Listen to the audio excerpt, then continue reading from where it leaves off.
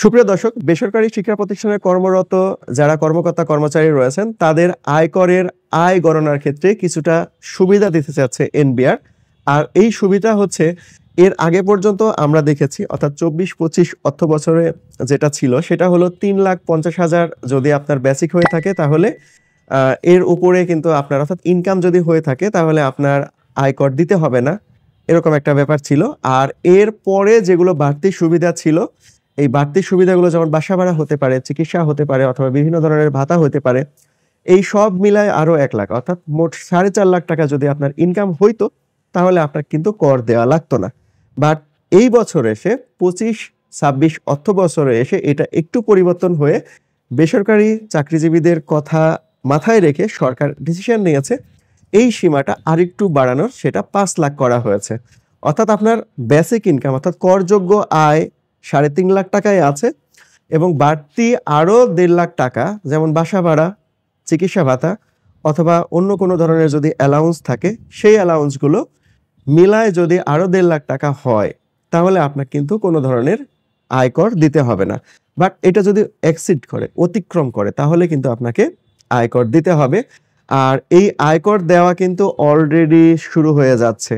আজ এই ভিডিওটা আপনি যখন দেখছেন তখন হয়তো জুলাই মাস পার হয়ে গেছে, অর্থাৎ জুলাই থেকে নভেম্বর পর্যন্ত আমাদের কিন্তু আয়কর দেওয়ার একটা সময় থাকে। এই সময়ের মধ্যে কিন্তু আমাদের আয়কর সাবমিট করতে হবে। সেটা এর আগে গত বছর যেটা ছিল যে ঢাকা, গাজীপুর, নারায়ণগঞ্জে তারা বাধ্যতামূলক করে দিয়েছিল যে অনলাইনে রিটার্ন জমা দেওয়ার জন্য।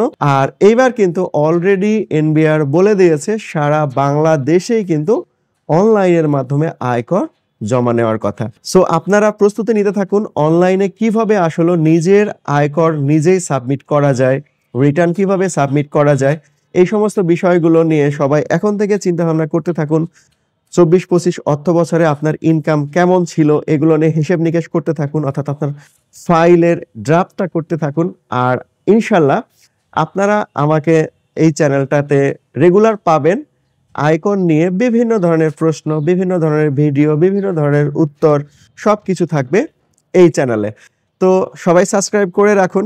ইনশাল্লাহ আস্তে আস্তে আমি জিরো রিটার্ন দেওয়া থেকে শুরু করে কিভাবে যদি আপনার টাকা এসে যায় অর্থাৎ আয়কর যদি দেওয়া লাগে সেগুলো কিভাবে অনলাইনে পেমেন্ট করা যায় সমস্ত বিষয়গুলো নিয়ে কিন্তু ভিডিও পাবলিশ করব।